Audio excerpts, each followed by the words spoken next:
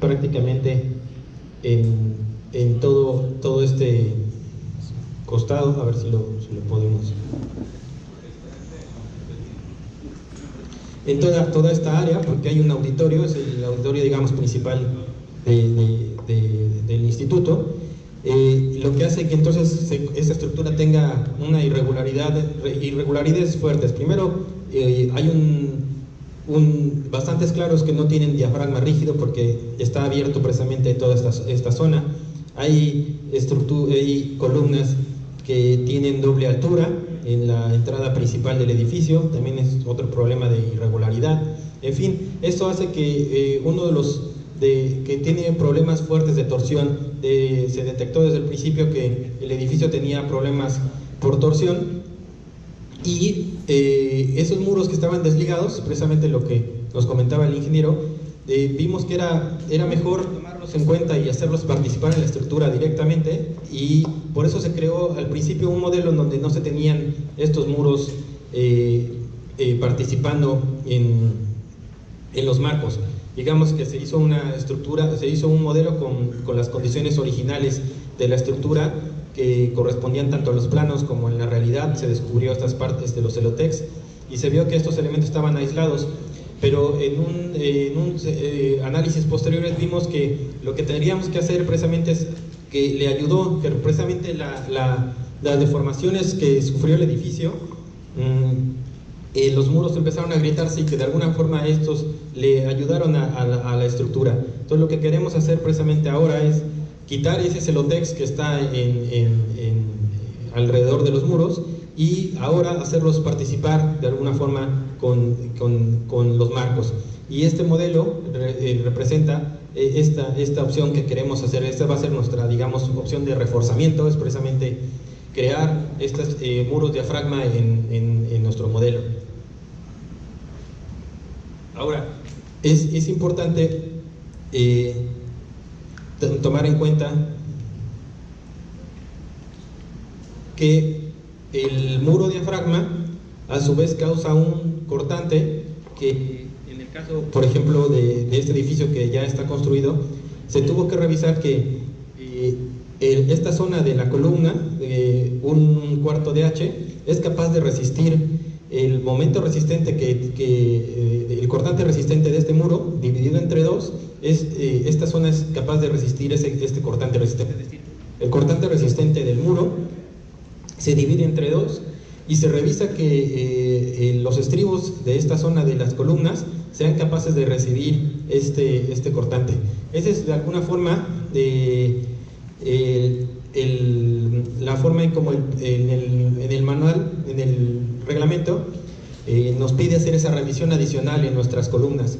El ingeniero Trinidad me comentaba que si había alguna otra cosa que nos permitiera hacer una interacción entre marco y columna, digo entre marco y muro, que si había alguna forma de hacer una rigidez equivalente o longitudes equivalentes. Me decía que hay un reglamento en República Dominicana que trabaja una cosa parecida de longitudes equivalentes. No sé si quiera comentarnos algo.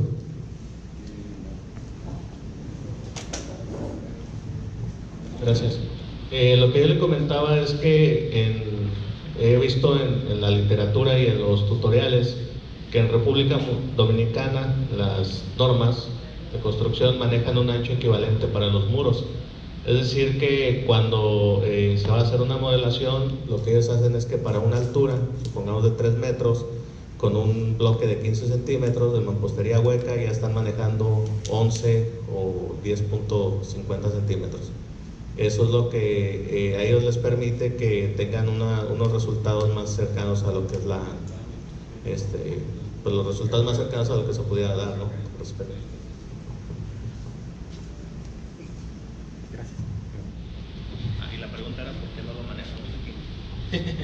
Sí, de alguna forma lo que podemos recomendarles es para que no tuvieran que hacer el análisis aislado del marco por un lado y los muros por otro, que a lo mejor pudieran integrarlos como en el modelo que les estoy mostrando.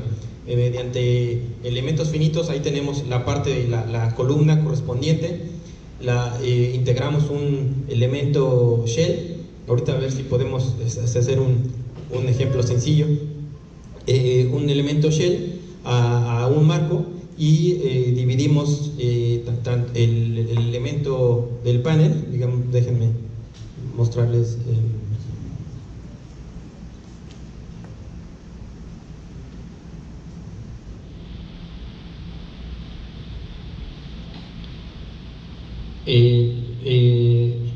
Dividimos el panel en elementos más pequeños. Esta no tiene las divisiones, pero automáticamente, por ejemplo, en el caso de no tener divisiones, lo que hace el programa TAPS es conectar las esquinas de los elementos con el shell. Y si tuviera el shell a su vez una malla interior, cada uno de los puntos que hacen conexión de la malla del shell con los elementos viga o con columnas, en ese momento hace una conexión entre ellos.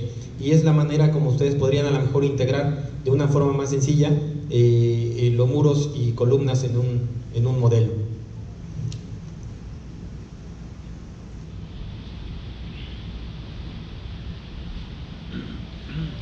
Bueno, estas es algunas curvas histeréticas de un muro diafragma ensayado en un laboratorio ante cargas cíclicas.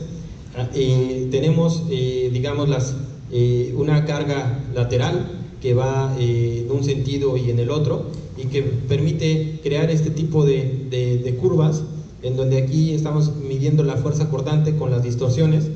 Aquí de forma visual se coloca el límite de la distorsión propuesto de 0.206, en donde todo aquello que pase este límite pues ya está desarrollando de alguna forma ya alguna falla. ¿Cuál es la forma en cómo el muro genera deformaciones inelásticas? Pues son mediante estos diagramas, como comentaba hace un momento el ingeniero. Toda grieta implica el desarrollo de alguna disipación de energía. Por ejemplo, en este caso, esta primera grieta posiblemente esté en el primer agrietamiento diagonal, esté en una etapa todavía lineal.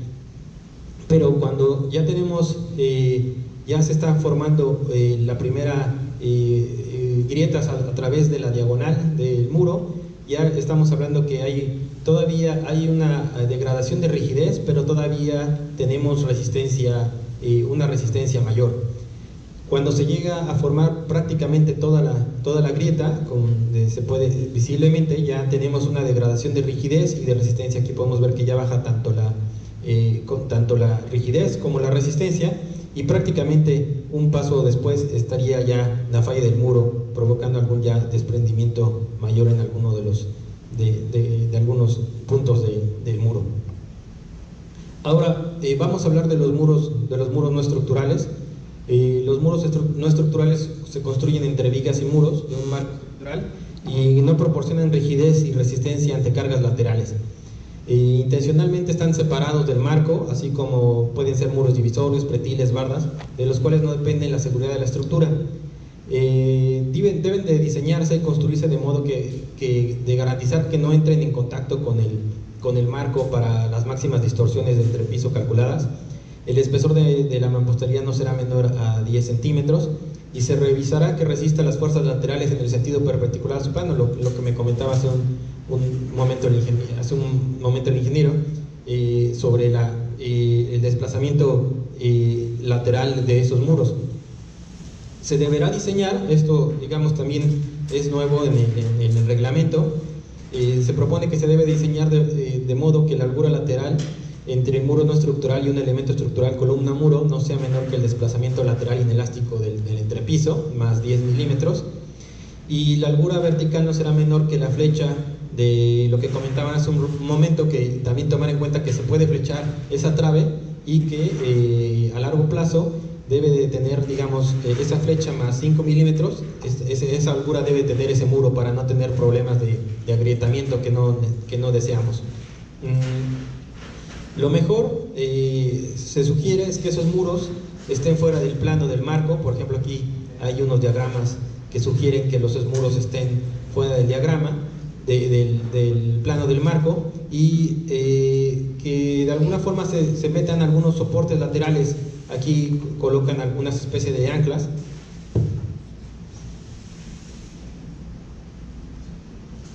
Que le den soporte lateral al muro.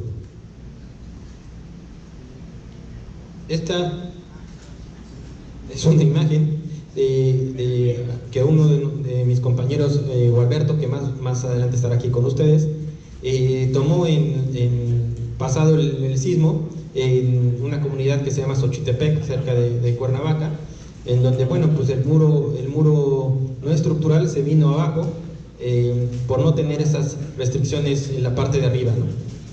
Aquí podemos ver que prácticamente la fuerza sísmica sí tenía algunas anclas, bueno, algunas varillas en la parte inferior, pero la fuerza sísmica logró totalmente deformarlas y hacer que el muro fallara.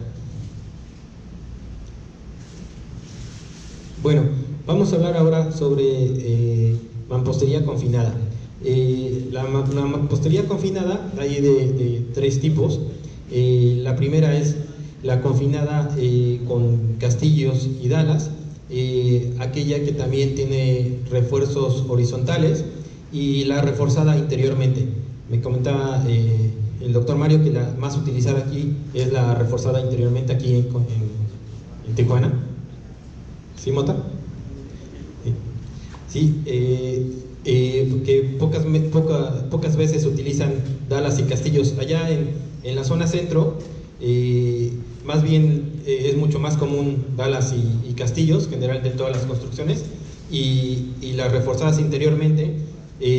Yo en particular pienso que las reforzadas interiormente es un sistema todavía más eficiente y que tiene características todavía mucho mejores que la mampostería confinada que les estoy mostrando ahorita con castillos y dalas, pero su problema principal es la supervisión de obra. Ahorita lo vamos a ver, que hay muchos detalles constructivos que hay que cuidar y que generalmente no se toma muy en serio la supervisión, y eso hace que el sistema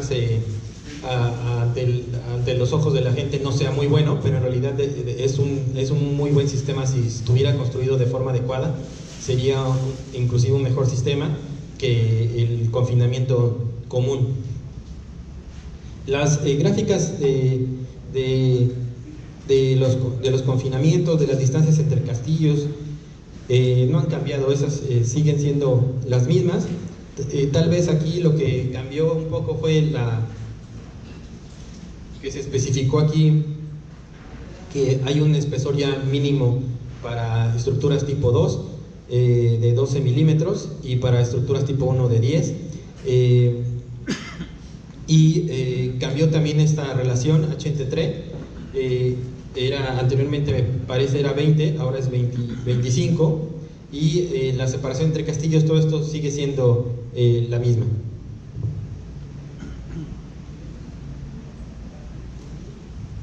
Bueno, castillos y dalas deben de cumplir con lo siguiente: existirán castillos por lo menos en los extremos de los muros e intersecciones con otros muros, y en puntos intermedios del muro a una separación no mayor de 1.5 H ni 4 metros.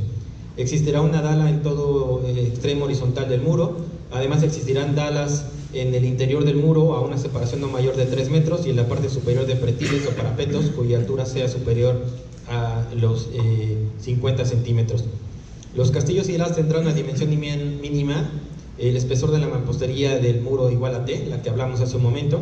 El concreto de castillos y dalas tendrá una resistencia a compresión de 150 kilogramos sobre centímetro cuadrado, y el refuerzo longitudinal del castillo y la dala está anclado en elementos que limitan al muro de manera que puedan alcanzar su esfuerzo de fluencia. Aquí dan algunas recomendaciones para la separación de estribos, que no debe de exceder de 1.5 T ni de 200 milímetros.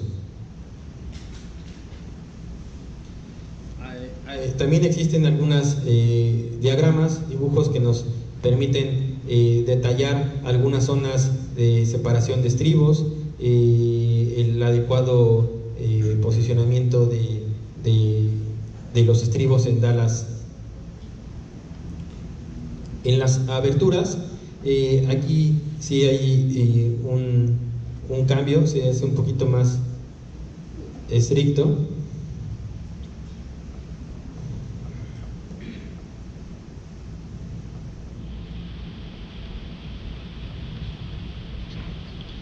Aquí, por ejemplo, se pide refuerzos en aberturas. Anteriormente, si la abertura era mayor a los 600 milímetros, y ahora para el tipo 2 es de 400 milímetros. Ahí en los estribos, los remates a 45 grados, de alguna manera, en la práctica, haces una cuenta. Realmente sí hay una diferencia, además de la dificultad de colocar los chaparrillos. Sí,